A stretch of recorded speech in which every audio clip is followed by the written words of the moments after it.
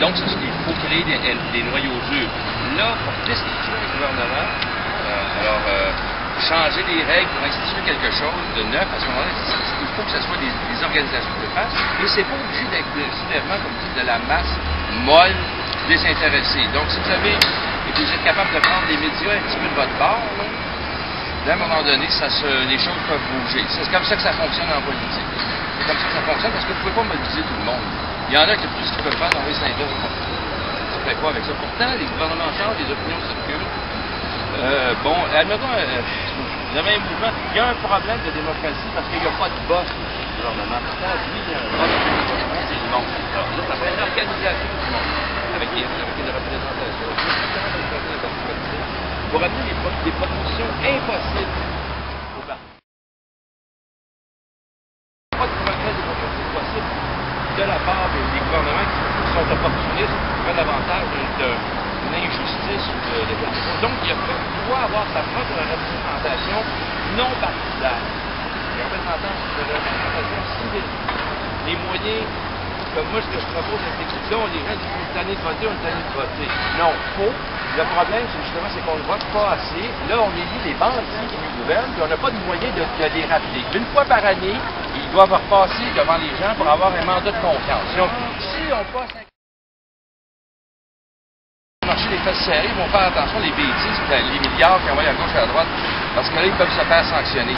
Si le peuple sent qu'il y a un pouvoir qui peut destituer le gouvernement, il va y aller voter s'il est en crise. Penses-tu qu'on a le pouvoir de destituer le gouvernement? Oui. Oui. Ça, c'est faisable. Je ne penserais pas, je veux dire, j'ai écrit l'article. Puis vous pouvez aller voir sur Vigile, vous allez voir, les arguments sont bons. Très important dans ce droit-là, par exemple, pour Hitler. Hitler dit, je vais faire ci, je vais faire ça. Puis il arrive au pouvoir, il n'y avait jamais le mandat de gazer les infirmes. Il est arrivé au pouvoir, là, il a commencé à gazer les gens, c'était pas dans son mandat.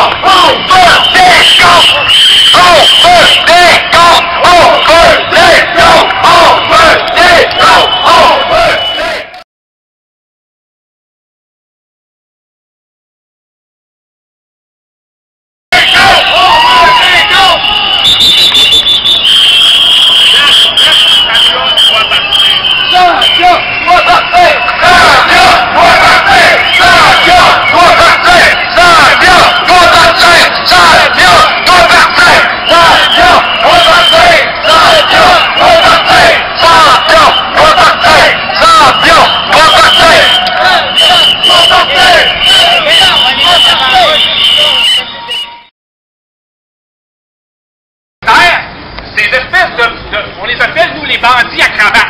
Oui!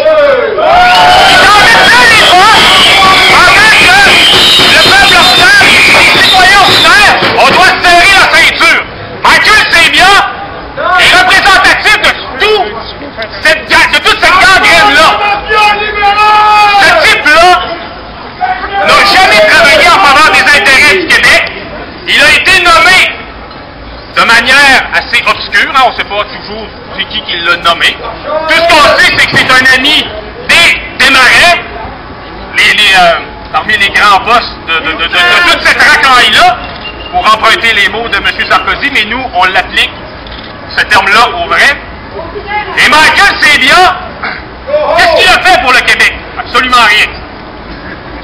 Si son seul haut fait d'armes s'était concrétisé, mais même ça, il est parvenu à récolter un échec, le siège social de BCE serait déménagé, depuis qu'il aurait quitté le Québec, depuis qu'il est à la tête de la Caisse de dépôt.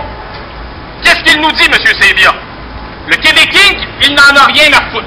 Il pense pas que c'est le mandat de la Caisse d'aider les entreprises d'ici. Pourtant, si on se rapporte au début de la Caisse de dépôt, son mandat initial, créé dans les années 60, c'était quoi la Caisse?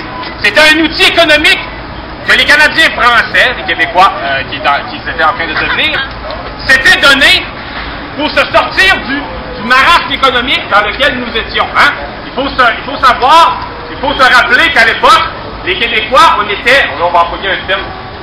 On va employer un terme qui est non politiquement correct, mais moi, le politiquement correct, ça fait doute.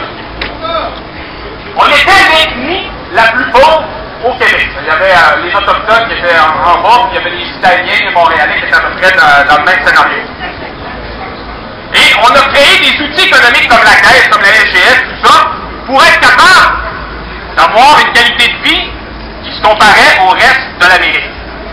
Aujourd'hui, les années 90, les années 2000, on a accompli ces objectifs-là. Hein, la classe moyenne québécoise francophone, qui est de toute couleur, tout en passant, son niveau de vie est tout à fait correct et tout à fait comparable à ce qu'on trouve ailleurs en Amérique.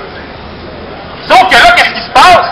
Il y a des gens qui travaillent au démantèlement de ces outils collectifs-là. Puis là, je n'invente rien de tout ça qui me disent, oh, bourgeois, lui, c'est les théories du complot. Non, là, écoutez, il y a des gens sérieux aussi qui le disent. Lisez Pierre Dubuc, l'autre journal, il y a M. Michaud, même chose.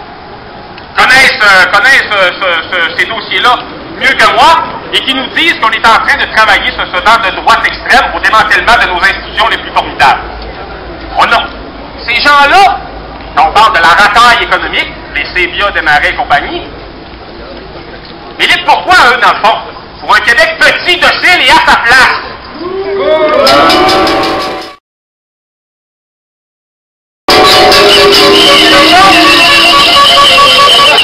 Les Desmarais sont d'éminents fédéralistes, hein, on le sait, financent très généreusement le Parti libéral de M. Éthique lui-même, Jean Charest,